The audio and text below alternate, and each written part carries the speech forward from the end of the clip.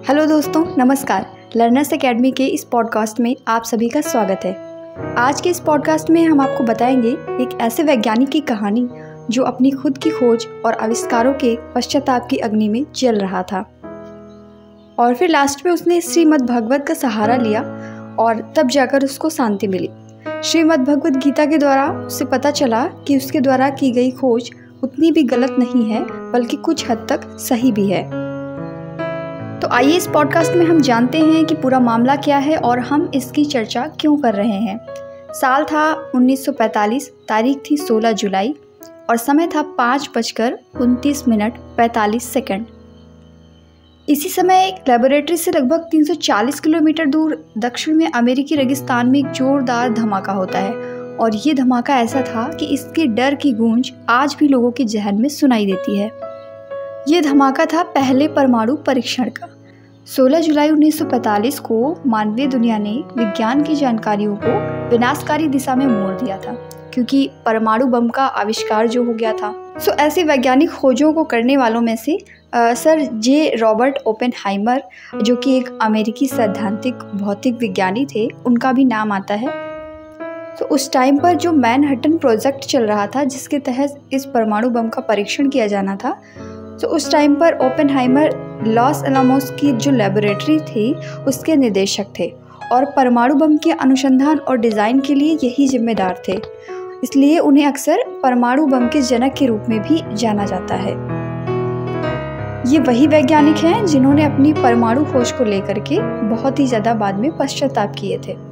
Starting में test के दौरान ही हैमर को ये अंदाज़ा हो गया था कि ये परमाणु बम जो है ये कितना हानिकारक सिद्ध हो सकता है। तभी से उनका मन व्यथित हो उठा और इस टेस्ट के बाद ही उन्होंने कहा था कि I am become death the destroyer of the world, यानी हिंदी में कहें तो मैं मौत बन चुका हूँ, जनसंहार के लिए प्रवृत्त हो गया हूँ। और उनकी इस शंका को जापान पर हुए एटम बम के अटैक ने मजबूती दे दी थी।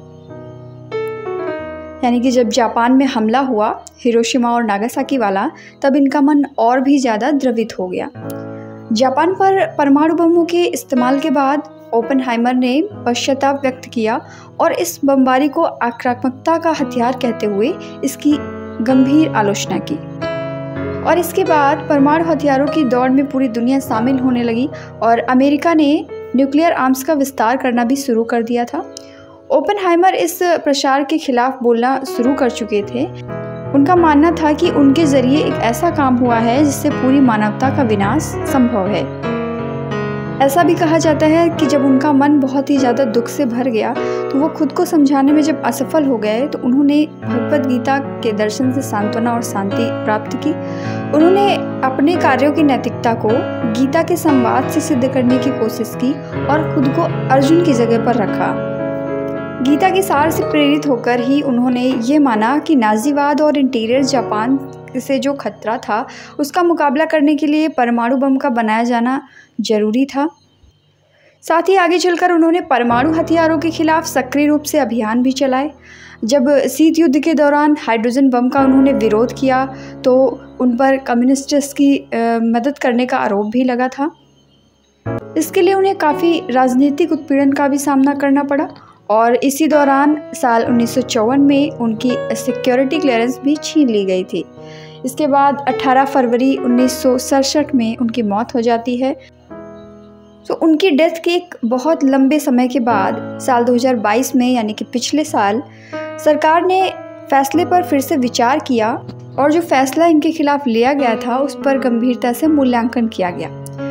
तो सभी परिस्थितियों का जब गंभीरता से मूल्यांकन किया गया तो बाद में उस समय लिए गए जो फैसले थे वो रद्द कर दिए गए और ऑफिशियल तौर पर ओपेनहाइमर की वफादारी की पुष्टि करने का एक अहम निर्णय लिया गया। राष्ट्रपति जो बाइडेन के जो ऊर्जा सचिव हैं, उन्होंने भी ये माना कि उस समय ओपेनहाइमर पर लगाया गया सिक्योरिटी क्लियरेंस जो था वो रद्द करने का निर्णय गलत था। यानी कि उन्होंने माना कि अमेरिकी सरकार से गलती हो गई कि उन्होंने अपने वैज्ञानिक को शक की दृष्टि से देखा, जबकि वो शांति का पक्षधर था। समय के साथ साथ नए साक्ष्य भी सामने आए हैं और अब सरकार अपनी गलती भी मान रही है, जिसके चलते ओपेनहाइमर की देश के प्रति निष्ठा स्पष्ट हो गई है और यहीं पर गौरतलब है कि साल 2023 की जो 21 जुलाई है उस दिन एक हॉलीवुड फिल्म रिलीज़ होने वाली है जो कि इन्हीं पर बेस्ड है।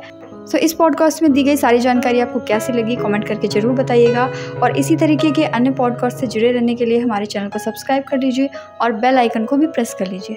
धन्यवाद।